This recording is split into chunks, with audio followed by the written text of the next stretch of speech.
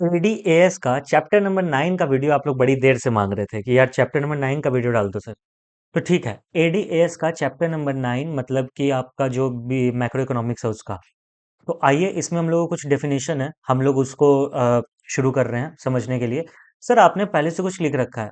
बात ऐसी है कि मैं पहले वीडियो रिकॉर्ड कर रहा था और मुझे याद आया कि मैंने माइक्रोफोन डाले ही नहीं, तो सही समय पे पता चल गया, इसलिए पहले से लिख रखा है। चलो देखो क्या है। फुल एम्प्लॉयमेंट का मतलब क्या है कि देश में, ध्यान से सुनना, देश में जितने लोग काम कर रहे हैं, या सॉरी अच्छे से बोलता हूँ, देश में जितने लोग हैं उनमें से जो काम करने लायक हैं, उनमें से जो काम कर सकते हैं, अगर उनको काम मिला हुआ है तो वो हमारे लिए क्या हो जाएगा, फुल एम्प्लॉयमेंट। आइए इसको एग्जाम्पल के साथ समझते हैं। देश में 100 लोग हैं, मान लो एक देश में 100 लोग हैं। सर ये इंडिया नहीं होगा क्योंकि इंडिया में मेहनती लोग हैं, रात में बहुत मेहनत करते हैं, दिन में पॉपुलेशन बढ़ जाता है, जानते हैं। लेकिन मान लो देश में कितने लोग हैं, 100 लोग हैं। 100 में से 30 छोटे छोटे बच्चे होंगे, सिंस इंडिया में थोड़ा बहुत लोग मेहनती हैं तो अभी अभी 30 बच्चे जन्मे हैं। 70 लोग ऐसे हैं जो 18 प्लस हैं। तो 18 प्लस है तो सर मतलब, अरे वो नहीं, 18 प्लस है मतलब वो काम कर सकते हैं।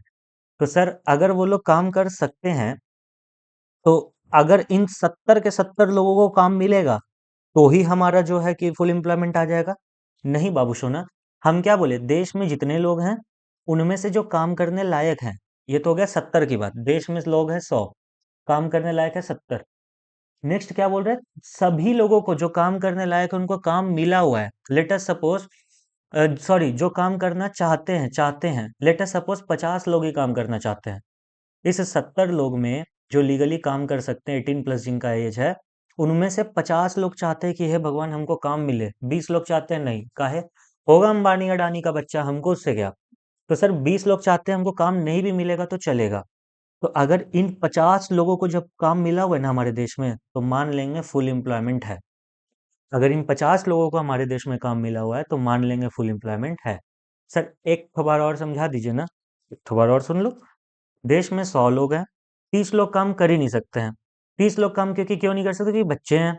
सर 70 लोग बचे, 70 लोग जो हमारे यहाँ बचे हैं, 70 लोग में 20 लोग तो काम करना ही नहीं चाहते हैं, वो नवाब लोग हैं। नवाब लोग हैं मतलब कि वो अंबानी अडानी के बच्चे होंगे।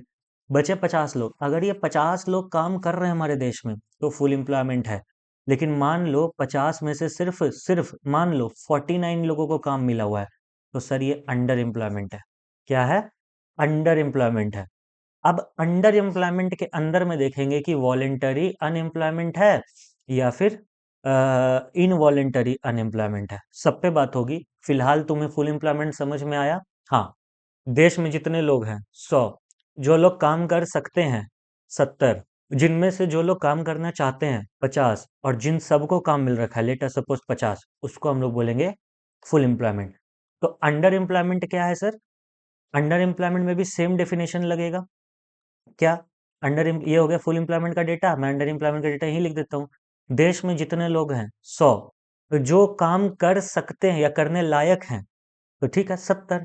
जो काम करना चाहते हैं, ठीक है 50। लेकिन जिनको काम नहीं मिला, यहाँ पे क्या लिखा है, उनको काम मिला हुआ है, लेकिन यहाँ पे क्या लिखेंगे, जिनको काम नहीं मिला, लेट से एक बंदा। तो सर ये क्या हो जाएगा, अंडर एम्प्लॉयमेंट या अनएम्प्लॉयड पर्सन। यानी हमारा देश में अंडर एम्प्लॉयमेंट है, काहे, काहे कि सिर्फ 49 लोगों को काम मिला हुआ है, एक बंदा जो काम कर सकता है उसको अभी तक हम लोग काम नहीं दिए हैं। समझ में आ गया सर। तो दो बातें क्लियर हो गई होंगी, एक होता है फुल एम्प्लॉयमेंट, फिर एक होता है हमारा अंडर एम्प्लॉयमेंट। अब अंडर एम्प्लॉयमेंट के अंदर ही दो चीजें आ जाती हैं। सर अंडर एम्प्लॉयमेंट के अंदर नहीं, अनएम्प्लॉयमेंट के अंदर दो चीजें आती हैं, हाँ जी। तो फुल एम्प्लॉयमेंट अंडर एम्प्लॉयमेंट हटाओ, अब लिखो अनएम्प्लॉयमेंट। अनएम्प्लॉयमेंट पता होगा कि जो काम कर सकता है उसको काम नहीं मिला। अनएम्प्लॉयमेंट दो तरीके के होते हैं, एक होता है वॉलेंटरी अनएम्प्लॉयमेंट, एक होता है involuntary unemployment. Sir voluntary unemployment का मतलब क्या होता है, इच्छा अनुसार। वॉलेंटरी अनएम्प्लॉयमेंट क्या होता है, इच्छा अनुसार, यानी हम अपनी इच्छा से कह रहे हैं कि हम काम नहीं करेंगे, भाग यहाँ से, हमको काम करने की कोई जरूरत नहीं है, काहे है कि हम अंबानी के बेटे हैं, मुकेश अंबानी के।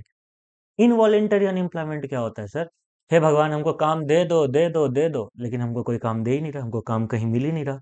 यानी यहाँ पर इच्छा तो है काम करने का, इच्छा है पर काम नहीं है, इच्छा है पर काम नहीं है। सर काम कौन सा, वो वाला काम की वो वाला काम? अरे वर्किंग वाला काम रे गांजा। ठीक है। इच्छा अनुसार काम हम इच्छा अनुसार काम नहीं करेंगे, इच्छा अनुसार काम नहीं करेंगे। और इनवॉलेंटरी मतलब इच्छा है पर काम नहीं मिल रहा। और इसको एक बार बुक से प्रूफ रीडिंग करा देते हैं तुम लोगों को। देखो वो सारा कुछ यहाँ रहेगा। याद रखना मैंने अभी फुल एम्प्लॉयमेंट पढ़ा है, ना कि फुल एम्प्लॉयमेंट इक्विलिब्रियम, इसलिए अभी इसको छोड़ो। वॉलेंटरी इनवॉलेंटरी एम्प्लॉयमेंट पे आओ। देखो क्या होता है। वॉलेंटरी अनएम्प्लॉयमेंट का मतलब होता है कुछ पीपल काम करने ही नहीं चाहते हैं, और या फिर वो काम एग्जिस्टिंग रेट पे नहीं करना चाहते हैं। दोनों बात है। हम अंबानी का बेटा काम ही नहीं करेंगे, या फिर हमको काम चाहिए 50,000 रुपए में, लेकिन तुम लोग हमको काम दे रहे हो कितने रुपए में, 30,000 रुपए में, तो हम काम नहीं करेंगे। ये इनवॉलेंटरी एक साथ होगा। इनवॉलेंटरी अनएम्प्लॉयमेंट का मतलब होता है एक ऐसा सिचुएशन जहां पे लोगों को काम मिल ही नहीं रहा है। हम कह रहे हैं कि भैया हमको 10,000 में काम दे दो, हमको 10,000 में काम दे दो, हम तुम्हारा काम कर लेंगे। लेकिन हमको 10,000 रुपये में काम दे दो, हम तुम्हारा काम क्या करेंगे, कर लेंगे। लेकिन हमको काम कहीं से मिल ही नहीं रहा, वो होता है इनवॉलेंटरी एम्प्लॉयमेंट। अब फुल एम्प्लॉयमेंट क्या होता है, जैसे कि मैंने आपको बताया, एक ऐसा सिचुएशन जहाँ पे ASAD बराबर होता है फुल यूटिलाइजेशन ऑफ रिसोर्सेज के साथ। मगर इसका मतलब ये नहीं कि जीरो एम्प्लॉयमेंट रहेगा। काहे सर? मैं अभी समझाता हूँ। देखो यहाँ पर ना एक नेचुरल अनएम्प्लॉयमेंट करके एक बात है। चलो मैं आपको वो भी समझा देता हूँ। एक नेचुरल अनएम्प्लॉयमेंट करके बात है। नेचुरल अनएम्प्लॉयमेंट का मतलब क्या होता है सर, कि फुल एम्प्लॉयमेंट तो है मार्केट में, लेकिन कुछ ना कुछ 1% लोग ऐसे होंगे जो अनएम्प्लॉयड नहीं है, लेकिन फिलहाल अनएम्प्लॉयड दिख रहे हैं। सर आप नशा करके आए हैं? नहीं, ध्यान से सुनो मेरी बातों को। नेचुरल अनएम्प्लॉयमेंट का मतलब होता है एक ऐसा लेवल ऑफ एम्प्लॉयमेंट जहां पर लोग अनएम्प्लॉयड है ही नहीं, बट कुछ रीजंस के कारण टेम्पररी अनएम्प्लॉयमेंट दिख रहा है। जैसे कि दो रीजन होते हैं। पहला आपका रहेगा रीजन, दो रीजंस होते हैं यहाँ पर। पहला आपका रहेगा ऑर्गेनाइजेशन वाला रीजन, और दूसरा आपका रहेगा स्ट्रक्चरल अनएम्प्लॉयमेंट, है ना। एक रहता है आपका ऑर्गेनाइजेशनल अनएम्प्लॉयमेंट, और एक रहेगा आपका structural unemployment. Sir organisational unemployment क्या होता है और स्ट्रक्चरल एम्प्लॉयमेंट क्या होता है? ऑर्गेनाइजेशनल एम्प्लॉयमेंट मतलब ऑर्गेनाइजेशन, यानी जो तुम्हारा बिजनेस है, वो बेटा आज नहीं तो कल डूबेगा। वो बिजनेस ऐसे चल रहा है, डूबने के कगार पे चल रहा है, तो आज नहीं तो कल तुम अनएम्प्लॉयड हो जाओगे। उसको कहा जाता है नेचुरल अनएम्प्लॉयमेंट। और स्ट्रक्चरल अनएम्प्लॉयमेंट क्या होता है सर? एक सेकेंड, मैंने शायद कुछ गलत बोल दिया। स्ट्रक्चरल अनएम्प्लॉयमेंट को एक काम करते हैं, मेरे से गलती हो गया, मुझे माफ कर दो। मुझे ना अभी इस टाइम पे नाम याद नहीं आ रहा। कैसे टीचर हो सर आप? अरे कॉन्सेप्ट याद है बाबू सोना, नाम याद नहीं है। तो यहाँ पर कुछ डेटा होगा, आप अपने बुक से पढ़ लेना। आप अपने बुक से पढ़ लेना, दो तरीके का कुछ नाम होता है। बस हमको उसके अंदर का कॉन्सेप्ट याद है। पहला वही कि बिजनेस डूबने वाला है, दिख रहा है कि बिजनेस आपका क्या होने वाला है, डूबने वाला है। मतलब जहां आप काम करते हो जिसके कंपनी में, बिजनेस वहां का ना डूबने वाला है, मतलब आज नहीं तो कल बिजनेस बंद हो जाएगा, खत्म हो जाएगा, तो नेचुरल एम्प्लॉयमेंट है। या दूसरा क्या बोलते हैं उसको? सर दूसरा उसको रीजन ये निकल के आ सकता है कि आपने एक जगह जॉब क्या कर दी, छोड़ दी। आपने एक जगह जॉब छोड़ दी और दूसरी जगह पा रहे हो, दूसरी जगह पा रहे हो, दूसरी जगह जॉब पा रहे हो, दूसरी जगह पा रहे हो, दूसरी जगह जॉब मिल रहा है। जब आपने जॉब छोड़ी वो था 28/12/2025, यानी आज की डेट। और जब आप दूसरी जगह नौकरी पाओगे वो है 5/1/2026। तो सर ये जो बीच में इतने दिन आप 6 7 8 दिन जो अनएम्प्लॉयड रहे, इसको एक तरीके का अनएम्प्लॉयमेंट बोलते हैं। तो नेचुरल एम्प्लॉयमेंट में दो बातें आती हैं। पहला, बिजनेस डूबने वाला है, शायद यही ऑर्गेनाइजेशनल था। और दूसरा या फिर ये स्ट्रक्चरल था। और दूसरा क्या होगा सर, कि आपने एक जगह जॉब छोड़ी दूसरी जगह पा रहे हो, तो टेम्पररी अनएम्प्लॉयड हो, क्योंकि टाइम में डिफरेंस आ रहा है। बस यही दो बातें थी। ठीक है सर। अब सर वो पढ़ा दो, क्या कहते हैं उसको, इक्विलिब्रियम। आओ इक्विलिब्रियम पढ़ा देता हूँ। इक्विलिब्रियम तो छोटी सी चीज़ है। इसको इरेज कर दूं, ये तो किसी काम का है नहीं। सर इरेज मत ना करो, इरेज करके आपको क्या मिलेगा? मुझे क्या मिलेगा? मुझे कुछ नहीं मिलेगा। चलो इसको साइड में हटा देता हूँ। हट गया। अच्छा इसको भी तो सेलेक्ट करना है, ये नहीं हटा। एक काम करता हूँ, एक बारी में सेलेक्ट करता हूँ, बेटर रहेगा। छोटा कर दो इसको। यस। और रिस्पेक्टफुली सेलेक्ट कर लो। डन।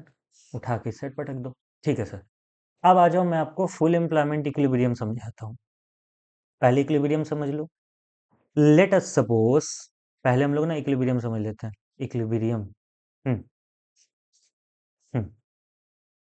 इक्विलिब्रियम आपको पता होगा, ये हमारा होता है AS और ये हमारा होता है AD। जहां पर भी एएस और एडी इक्वल होता है उसको हम लोग इक्विलिब्रियम पॉइंट बोलते हैं, राइट। तो full employment, let us suppose equilibrium ये रुपीज इन करोड़ चल रहा है, यहाँ भी 100 आ गया जो आपका एडी है, और यहाँ पर भी 100 आ गया क्योंकि इक्विलिब्रियम में एडी और एस बराबर होता है, ये आपका एएस है। तो लेट अस सपोज, ध्यान से सुनना मेरी बातों को, हमारे देश में जो लोग काम करने लायक हैं, जिस रेट पे काम करने लायक हैं, हम लोग सबको काम दे दिए। जब सब लोगों ने मिलकर काम किया तो वो लोग बना रहे हैं, सॉरी, सप्लाई, एग्रीगेट सप्लाई हो रहा है उनका 100 और डिमांड भी मार्केट में हो रहा है 100, तो इसको कहते हैं फुल एम्प्लॉयमेंट इक्विलिब्रियम। जितना लोगों से काम करा सकते थे उतने लोगों ने काम किया और इतना बनाया कि उतना से डिमांड मैच हो गया, इक्विलिब्रियम पे आ गए हम लोग। बट अंडर एम्प्लॉयमेंट इक्विलिब्रियम का मतलब क्या होता है? ध्यान से देखो, एग्रीगेट सप्लाई इधर है, एग्रीगेट डिमांड इधर है, यहाँ पर होना चाहिए था, लेकिन रियलिटी में डिमांड हो गया इधर, रियलिटी में डिमांड हो गया यहाँ, यानी होना चाहिए था 100 करोड़ का डिमांड, मतलब 100 और डिमांड हमारा हो कितना गया 50 का। अगर हम सब लोगों से काम करा लिए जो काम कराने लायक हैं, तो मार्केट में 100 करोड़ का डिमांड और सप्लाई क्रिएट हो जाएगा एग्रीगेट लेवल पे। लेकिन मार्केट में अभी डिमांड खाली कितना है 50 का, और सप्लाई भी कितना ही रखना पड़ेगा 50 का, यानी हम चाहते हुए भी लोगों से काम नहीं करा सकते हैं, क्योंकि ऐसे प्रोड्यूसर को लॉस होने लगेगा। ठीक है सर, समझ गए। अब देखो वही बात है, लेकिन हाँ, प्रोड्यूसर मतलब अगर प्रोड्यूसर को लॉस होने लगेगा कि एक्स्ट्रा सैलरी वैलरी देना पड़ेगा, लोग बनाएंगे 100 के बराबर लेकिन डिमांड खाली 50 के बराबर है, तो प्रोड्यूसर 100 क्यों बनवाएगा, तो नौकरी से निकाल देगा। लेकिन निकालने के बावजूद भी इक्विलिब्रियम हमें मिला हुआ है इस पॉइंट पे। यहाँ पर कब मिलता है? जब सब लोग काम करते हैं, लेकिन कुछ लोग काम हम नहीं भी दे रहे कुछ लोगों को, फिर भी इक्विलिब्रियम मिल गया। इक्विलिब्रियम मिलना मतलब एडी और एएस बराबर हो गया। देखो वही बात पहले वाले डेफिनेशन में लिखा होगा। फुल एम्प्लॉयमेंट इक्विलिब्रियम का मतलब एक ऐसा सिचुएशन इकोनॉमी में जहाँ पे एडी और एस या फिर एस और आई बराबर हो जाता है with fuller utilisation of labour. जितने लोग काम कर सकते थे उन्होंने काम किया, एडी एस इक्वल हो गया। अंडर एम्प्लॉयमेंट का मतलब एडी एस इक्वल होगा but without fuller utilisation of labour, मतलब सब लोग काम नहीं करेंगे लेकिन फिर भी एडी और एएस हमारा क्या हो जाएगा, इक्वल हो जाएगा, यानी कुछ लोग अनएम्प्लॉयड रहेंगे, फर्क नहीं पड़ता, मार्केट इक्विलिब्रियम पे है ना। तो अभी तक हमने क्या क्या पढ़ लिया? हमने फुल एम्प्लॉयमेंट इक्विलिब्रियम देख लिया, अंडर एम्प्लॉयमेंट देख लिया, वॉलेंटरी इनवॉलेंटरी देख लिया, फिर हमने फुल एम्प्लॉयमेंट का डेफिनेशन समझ लिया, नेचुरल एम्प्लॉयमेंट का डेफिनेशन समझ लिया। एक्चुअली मुझे लगता है ना कि मैंने ना ये डेफिनेशन ऊपर से कॉपी पेस्ट करा है, तो इसको तुम लोग अगर प्रिंट आउट करके देख रहे हो, ये नोट्स तुमको टेलीग्राम पे मिल जाएगा। अपने बुक से एक बार अच्छे से लिख लेना, ठीक है? जो मैंने समझाया वही होगा। नेचुरल एम्प्लॉयमेंट तो मैंने पहले ही बता दिया था यार। ये सारी बातें मैंने पढ़ा दी हैं। अब आ जाओ डेफिशिएंट डिमांड और एक्सेस डिमांड की ओर। बहुत ईजी है, ध्यान से सुनना। सर इसको आपने एक काम करो और छोटा कर दो, ये ना हमारा भाड़ आ जाएगा। लो बेटा लो, इसको और छोटा ही कर देता हूँ। हम्म इसको हम पकड़ के और छोटा कर देते हैं, और इस छोटू से चीज़ को उठा के शिफ्ट कर देते हैं। यही फ़ायदा भाई ऑनलाइन पढ़ाने का, तुम अपने आप से जगह बना सकते हो, मतलब पढ़ाई लिखाई में गंदा गंदा सोच। हाँ, डेफिशिएंट डिमांड और एक्सेस डिमांड, चलिए आइए उस पर समझते हैं। एक तरफ आएगा डेफिशिएंट डिमांड, एक तरफ आएगा एक्सेस डिमांड। समझना मेरी बातों को ध्यान से, पहले डेफिशिएंट समझते हैं। तो सर इसको इधर कर दो, पहले डेफिशिएंट समझ रहे हैं लो।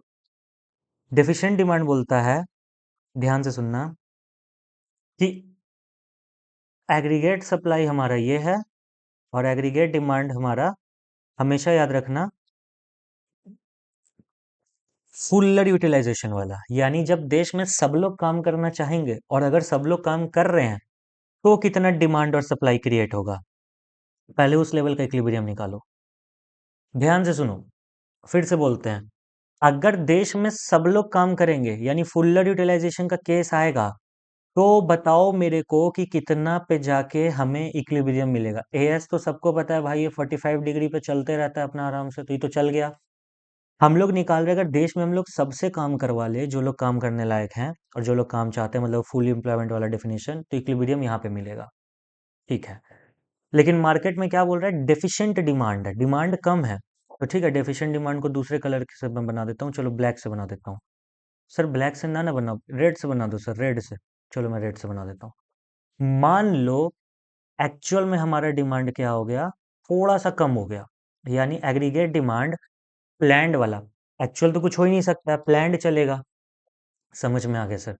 फिर से बोलूँ मैं जो कहना चाह रहा हूँ? हाँ सर, एक बार फिर से बोल दो, हमें समझ आ जाएगा अच्छे से। ध्यान से सुनो, मैंने डायग्राम कैसे बनाया, यही इंपॉर्टेंट है। एग्रीगेट सप्लाई जैसे चल रहा है वो तो चलेगा। जब पहले तुम एग्रीगेट डिमांड बनाओगे ना, हट गया वो। जब पहले तुम एग्रीगेट डिमांड बनाओगे तो फुल एम्प्लॉयमेंट वाला एग्रीगेट डिमांड बनाना। जहां पर जाकर इक्विलिब्रियम हमें मिलेगा, वो पॉइंट हमारा रहेगा फुल एम्प्लॉयमेंट इक्विलिब्रियम पे। जैसे तुमने ऐसे बनाया तो ये फुल एम्प्लॉयमेंट इक्विलिब्रियम मिल गया। अब असलियत में डिमांड कम है तो थोड़ा नीचे बना दो, इक्विलिब्रियम यहाँ आ जाएगा। हमेशा पहले फुल एम्प्लॉयमेंट इक्विलिब्रियम बनाना एग्रीगेट डिमांड, तब जाके क्वेश्चन सॉल्व होगा। जैसे मैंने डायग्राम कैसे बनाया था, पहले मैंने ये लाइन खींची थी, फिर ये, और ए एस को मैंने चला दिया था 45 डिग्री पे, मैंने इतना करा। अगर उसका तुमने नोटिस किया होगा तो मैंने ये लाइन को खींच के एग्रीगेट डिमांड फुल एम्प्लॉयमेंट लिखा। यहाँ पे प्लैंड है, यहाँ पे भी प्लैंड है, लेकिन मैंने यहाँ फुल लिखा। क्योंकि जब हमें एक स्टैंडर्ड चाहिए ना बाबू सोना, हमें एक स्टैंडर्ड चाहिए कि हाँ इस लेवल पे आके फुल एम्प्लॉयमेंट है। इससे ज्यादा हुआ तो एक्सेस, इससे कम हुआ तो डेफिसिट। तो वही तो मैंने यहाँ पर दिखाया कि हमारा एग्रीगेट डिमांड एक्चुअल मतलब प्लान्ड वे में क्या हो गया, कम। यानी अगर लोग सही सही डिमांड करते, मतलब अगर सब लोग काम करे और वैसा डिमांड भी हो, तो 100 करोड़ का डिमांड सप्लाई होता, एग्रीगेट डिमांड एग्रीगेट सप्लाई बराबर हो जाता। किस जगह पे? 100 करोड़ पे। ठीक है, ये एग्रीगेट सप्लाई है, ये एग्रीगेट डिमांड है।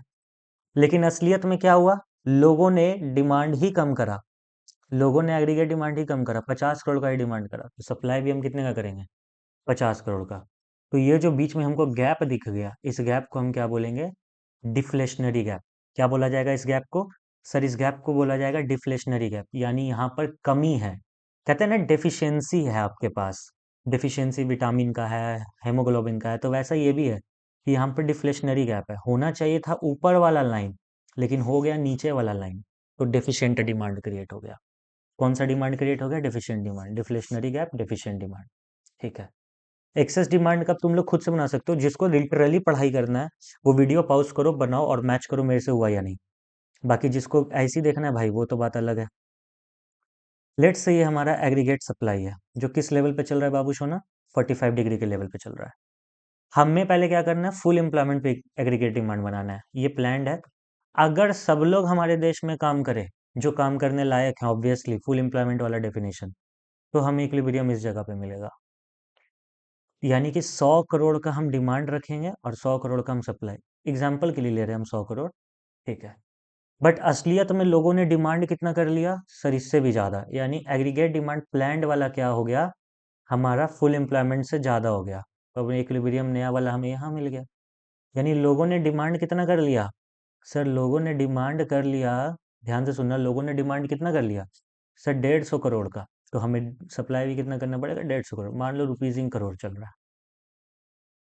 कॉन्सेप्ट यही है बाबू सोना, एग्रीगेट सप्लाई को 45 डिग्री पे बनाओ, ये प्लान रहेगा, और चुपचाप फुल एम्प्लॉयमेंट वाला बना लो, वहां पे एक इक्विलिब्रियम बैठा दो। एक्सेस डिमांड है मतलब उससे ऊपर जाएगा, एक नया डिमांड उससे ऊपर बना दो एग्रीगेट डिमांड से। डेफिशिएंट डिमांड है तो उसके नीचे आएगा। यानी अगर हम एक लाइन में खत्म करें तो क्या बोल सकते हैं? हाँ, अभी रुक जाओ। इस गैप को हम लोग क्या बोलेंगे सर? Inflationary gap. इस गैप को हम लोग क्या बोलेंगे? इन्फ्लेशनरी गैप या फिर एक्सेस डिमांड। रुक जाओ, मैं अलग अलग पेन से बना देता हूँ। रुक जाओ, एक कलरफुल पेन आता था यार, मुझे पता नहीं कहाँ चला गया। मैंने ना काफ़ी सारी चीज़ें, अच्छा नहीं नहीं नहीं, मैं बोल रहा था काफ़ी सारी चीज़ें मैंने हटा दी। ये देखो कलरफुल पेन। इस गैप को हम लोग क्या बोलने वाले हैं बाबू सोना? इस गैप को हम लोग बोलेंगे इन्फ्लेशनरी गैप। क्या बोलेंगे? सर ये पूरा गैप हमारे लिए कहलाएगा इन्फ्लेशनरी गैप, या फिर इसको बोलते हैं इन्फ्लेटेड डिमांड, एक्सेस डिमांड, इस पूरे गैप को। और यहाँ पर ये जो गैप निकल के आया है बाबू सोना हमारा, इसको हम लोग क्या बोलेंगे? सर इसको हम लोग बोलेंगे डिफ्लेशनरी गैप, या फिर क्या बोलेंगे? Deficient demand. डिफ्लेशनरी गैप या फिर डेफिशिएंट डिमांड। आप लोगों से एक रिक्वेस्ट है, ये भी रुपीज इन करोड़ चल रहा है। आप लोगों से एक रिक्वेस्ट है कि इस डिमांड, इस कर्व को एक बार फिर से वीडियो को पीछे ले जाके फिर से एक बार बना के देख लो, तुम्हें फायदा होगा। ठीक है जी? Yes sir. अब हम आपको एक रिक्वेस्ट कर रहे हैं कि अगर आपको मेरा ये कॉन्सेप्ट समझ में आया है, क्योंकि हमको उम्मीद है कि शायद इतने अच्छे से किसी और ने एक्सप्लेन किया होगा। हम नहीं कह रहे आई एम द बेस्ट, हम कह रहे हैं I am one of the best. तो हमको उम्मीद है कुछ लोगों ने इतने अच्छे से पढ़ा होगा, कुछ लोगों ने इतने अच्छे से नहीं पढ़ा होगा। अगर आपने इतने अच्छे से पढ़ा है तो भी एक लाइक कर दो, बड़ी मेहनत लगती है वीडियो बनाने में। और नहीं पढ़ा है, अगर आपको कुछ समझ आया तो लाइक सब्सक्राइब शेयर प्लीज कर दो यार। कमेंट करके बताओ एकदम तगड़ा कॉन्सेप्ट था कि नहीं था। जिंदगी में भूलोगे कभी नहीं भूलेंगे, अगर भूल भी गए तो वीडियो आके देख लेना या पीछे करके देख लेना। ठीक है, तो ये डिमांड हो गया हमारा। अब हम लोग इसके रीजंस पढ़ेंगे कि क्यों ऐसे होता है, क्यों नहीं ऐसे होता है। बस अब चैप्टर खत्म, रीजन पढ़ना है और सुधारना कैसे वो पढ़ना है बस। और रीजन भी मैं आपको बता दूं, रीजन भी मैं आपको बता दूं। चलो सर रीजन भी बता ही दो, खत्म करो ना यार, क्या रोज रोज का किचकिच है। याद करो component of AD, component of AD aggregate demand. आपने चैप्टर नंबर 7 में पढ़ा होगा component of AD, aggregate demand का डेफिनेशन, फिर कंपोनेंट ऑफ एडी क्या क्या था, याद आ रहा है? हाँ sir, consumption plus investment plus government plus export minus import. बस हो गया, इतना ही था।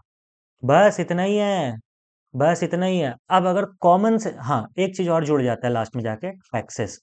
अगर तुम्हारे पास कॉमन सेंस होगा, मजाक से हट के इतना ही है बाबू सोना, अगर तुम्हारे पास रत्ती भर का भी कॉमन सेंस होगा ना यार, तो तुम्हारा काम बन जाएगा।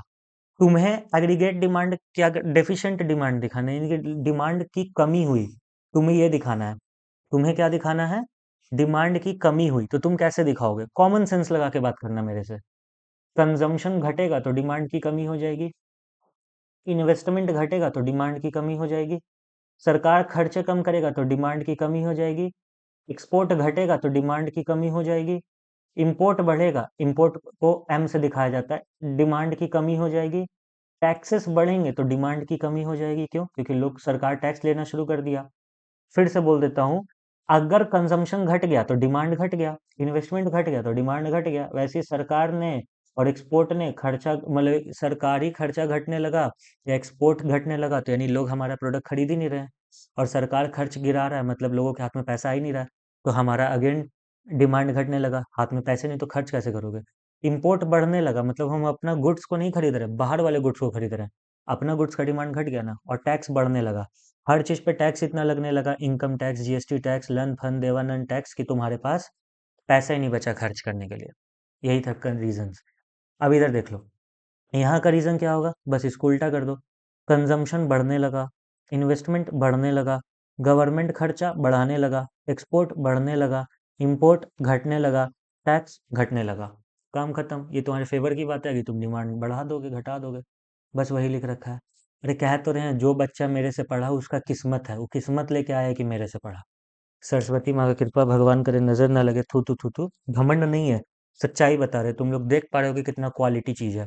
और मैंने एक बार भी बुक नहीं देखा है, मैंने एक बार भी पढ़ा नहीं, मैंने बिना देखे बिना पढ़े सब आपको एक्सप्लेन किया। अब बुक से प्रूफ रीडिंग करा रहा हूँ। चलो देखो, आ जाओ।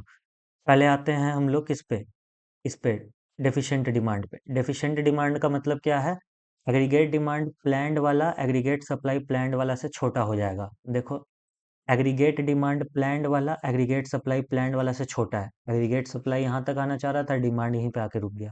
ठीक है, फिर नेक्स्ट क्या है? डिफ्लेशनरी गैप क्रिएट होगा फुल एम्प्लॉयमेंट के बीच में और अंडर एम्प्लॉयमेंट के बीच में। देखो यही है, फुल एम्प्लॉयमेंट पे होता तो इतने का डिमांड चलता, डिमांड कर वैसे बनता एग्रीगेट वाला, अंडर एम्प्लॉयमेंट ऐसे बन रहा है तो गैप क्रिएट हो गया।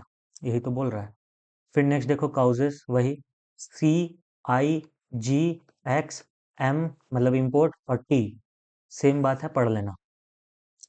अच्छा हाँ, इसका कॉन्सिक्वेंसेस क्या होगा? अगर डेफिशिएंट डिमांड आएगा तो क्या होगा?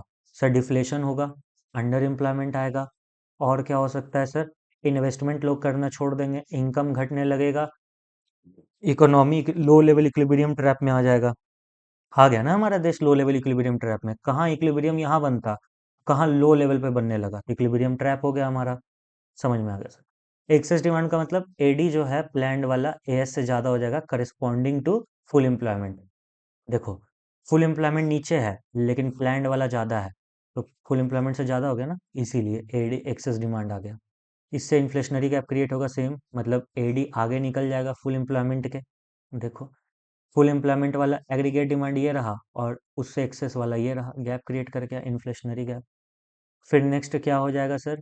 नेक्स्ट हो जाएगा काउजेस। क्या काउजेस है? वही जस्ट अपोजिट कर दो अबव वाले काउजेस का। ठीक है, इसका कॉन्सिक्वेंसेस क्या होगा? ऊपर में डिफ्लेशन आता है, यहाँ इन्फ्लेशन आएगा। आउटपुट को हम लोग इंक्रीज नहीं कर सकते, क्योंकि जितने लोग काम कर सकते उतने लोग काम कर रहे हैं, फुल एम्प्लॉयमेंट रीच हो गया। और ये सब है बस।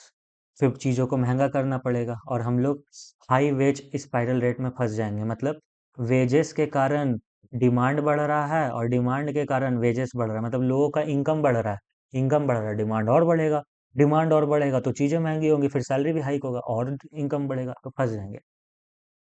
हाँ, अब मैं आप लोगों को कहूंगा कि इस लेवल पे आके ना थोड़ा सा वीडियो पॉज कर लो।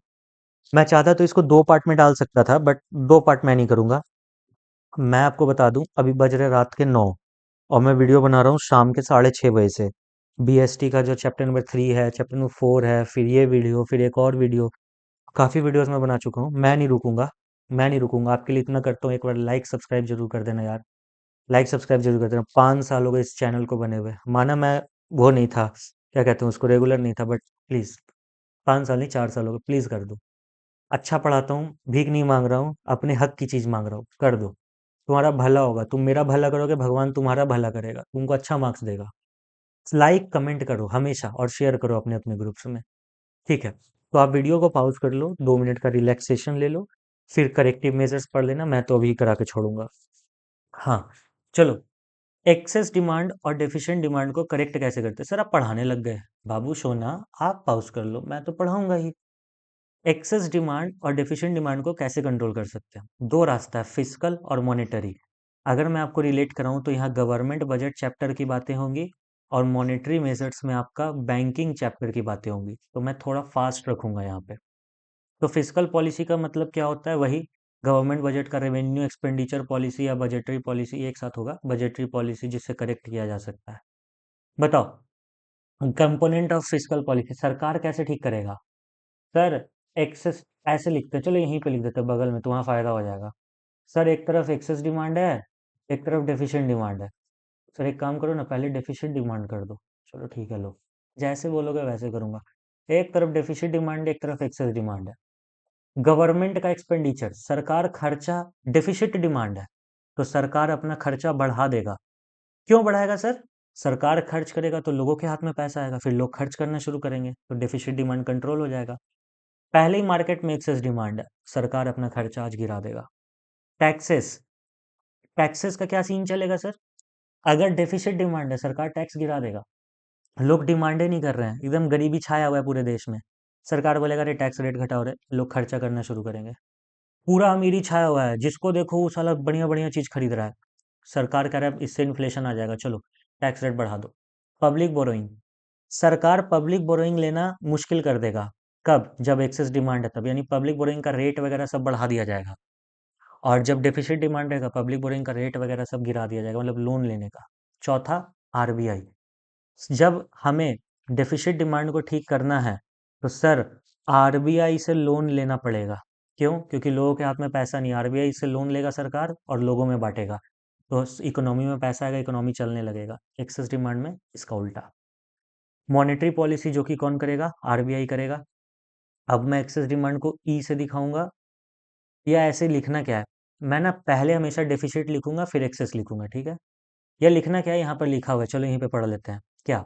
देखो यहीं से पढ़ लेते हैं। मॉनेटरी पॉलिसी आरबीआई बनाता है, ये पूरा बैंकिंग चैप्टर का है, आपको अच्छे से याद होगा, हमने पढ़ा था। बैंक रेट और रेपो रेट, अगर एक्सेस डिमांड को कंट्रोल करना है बढ़ा दो, डेफिसिट डिमांड को कंट्रोल करना है घटा दो। रीजन कहाँ पढ़ेंगे हम लोग? रिस्पेक्टिव चैप्टर में। यानी गवर्नमेंट वाला रीजन गवर्नमेंट बजट चैप्टर का रिवीजन में पढ़ लेना वीडियो में, और ये वाला चैप्टर यानी मॉनेटरी पॉलिसी यानी आरबीआई वाला, आरबीआई बैंकिंग चैप्टर में पढ़ लेंगे, ठीक है?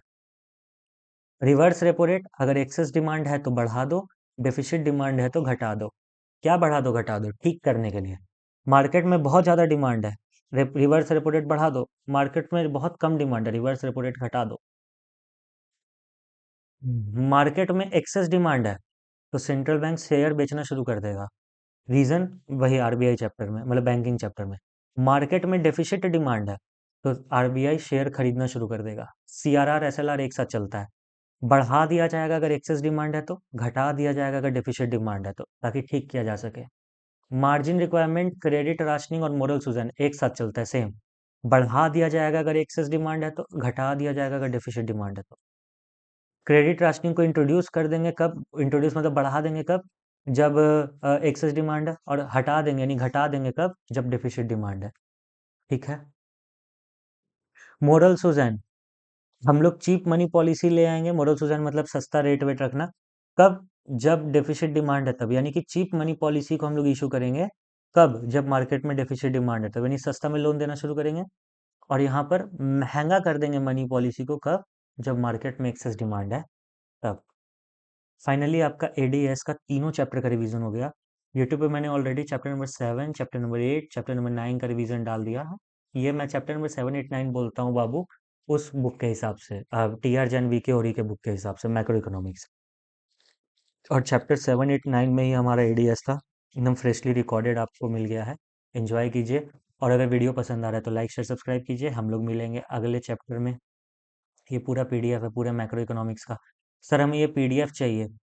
नीचे डिस्क्रिप्शन में पुराना टेलीग्राम चैनल पे मत जाना, न्यू टेलीग्राम चैनल का लिंक मिलेगा, वहां जाना। तो न्यू टेलीग्राम चैनल लिंक पे जाना, आपको वहां सब कुछ मिल जाएगा। आज का क्लास यहीं तक। Thank you so much. I love you. और प्लीज़ चैनल को लाइक शेयर सब्सक्राइब करो यार। तुम मेरा भला करोगे, भगवान तुम्हारा सच्ची बहुत भला करेगा। दिल से दुआ है, मेरा करके तो देखो। Thank you.